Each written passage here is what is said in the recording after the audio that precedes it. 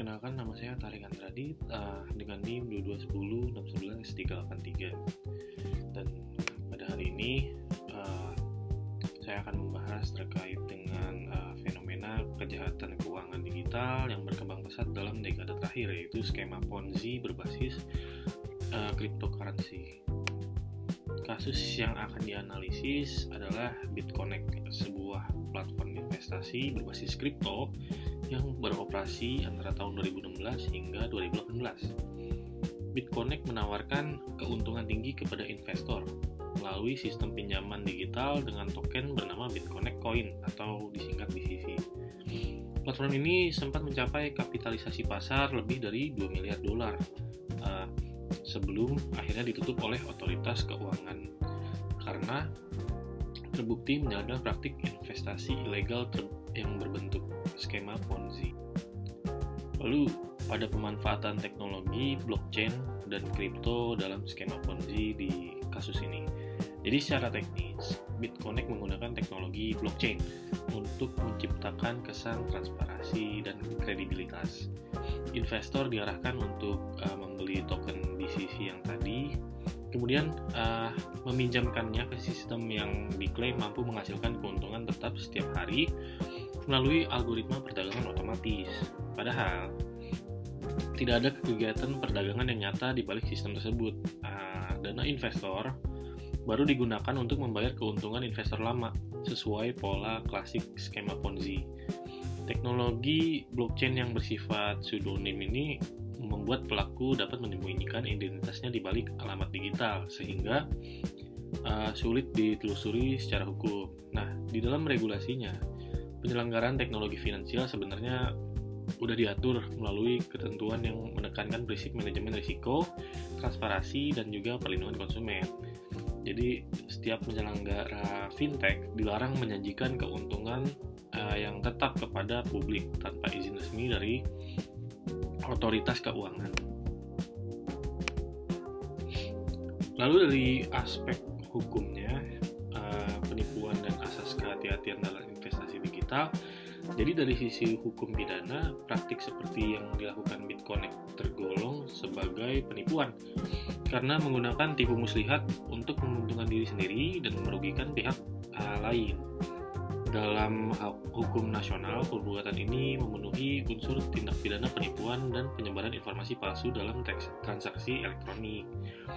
Selain itu, dalam hukum keuangan dikenal asas kehati-hatian atau prudential principle gitu, yang mewajibkan setiap pihak, baik penyelenggara maupun investor, untuk memahami risiko dan legalitas produk investasi digitalnya. Namun dalam praktiknya banyak investor yang tergiur oleh iming-iming keuntungan cepat tanpa memberikan keabsahan izin usaha platform tersebut. Kondisi ini memperlihatkan lemahnya literasi hukum dan keuangan digital di masyarakat. Skema semacam ini juga memperlihatkan kesenjangan antara inovasi teknologi dengan regulasi yang belum sepenuhnya adaptif terhadap perkembangan kripto. Jadi akibatnya banyak platform digital beroperasi tanpa pengawasan yang efektif, lalu membuka ruang juga bagi praktik penipuan dalam skala besar. Lalu apa sih kewajiban platform dan larangan bagi investornya gitu ya? Jadi dalam sistem hukum yang ideal, platform fintech dan penyedia aset kripto memiliki kewajiban yaitu yang pertama, melakukan identifikasi pengguna dan menerapkan prinsip anti pencucian uang. Lalu yang kedua, menyampaikan informasi yang benar, jelas, dan tidak menyesatkan kepada calon investor. Lalu yang ketiga, menyediakan mekanisme perlindungan konsumen, perlindungan hukum, dan sistem pengawasan internal. Lalu yang keempat, tidak menjanjikan keuntungan pasti dalam bentuk apapun.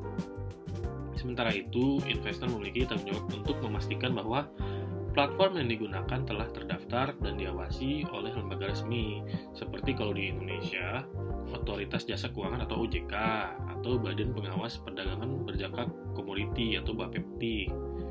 Setiap penawaran investasi yang tidak memiliki izin atau menjanjikan keuntungan tetap seharusnya langsung dicurigai sebagai penipuan. Prinsip ini merupakan bagian dari perlindungan hukum preventif yang bertujuan mencegah kerugian masyarakat akibat euforia investasi digital. Lalu selanjutnya, apa sih perannya transaksi elektronik dalam skema Ponzi ini? Jadi skema Ponzi berbasis kripto seperti BitConnect ini berhasil menjangkau korban di berbagai negara berkat kemudahan transaksi elektronik dan juga perdagangan digital lintas batas. Platform ini menggunakan media sosial, situs web, dan aplikasi komunikasi untuk menyebarkan promosi secara masif. Karakteristik kripto yang bersifat tanpa perantara dan dapat diperdagangkan secara global menjadikan pengawasannya sulit. Lalu transaksi dapat dilakukan secara instan tanpa batas jurisdiksi, sementara pelaku dengan mudah memindahkan aset antar negara menggunakan dompet digital. Situasi ini menunjukkan bahwa perdagangan elektronik bukan hanya memperluas akses keuangan, tetapi juga membuka celah baru bagi praktik kejahatan ekonomi yang kompleks. Oleh karena itu, dibutuhkan kolaborasi antar negara dan harmonisasi regulasi lintas yurisdiksi untuk mengatasi kejahatan finansial digital yang bersifat global. Jadi, apa sih yang bisa kita pelajari dari kasus BitConnect ini? Jadi dari kasus BitConnect ini memberikan kita pelajaran yang penting dari kemajuan teknologi yang tidak selalu sejalan dengan etika dan kepatuhan hukum. Jadi blockchain yang pada dasarnya dirancang untuk transparansi justru dapat disalahgunakan untuk menutupi penipuan jika tidak disertai mekanisme pengawasan yang kuat.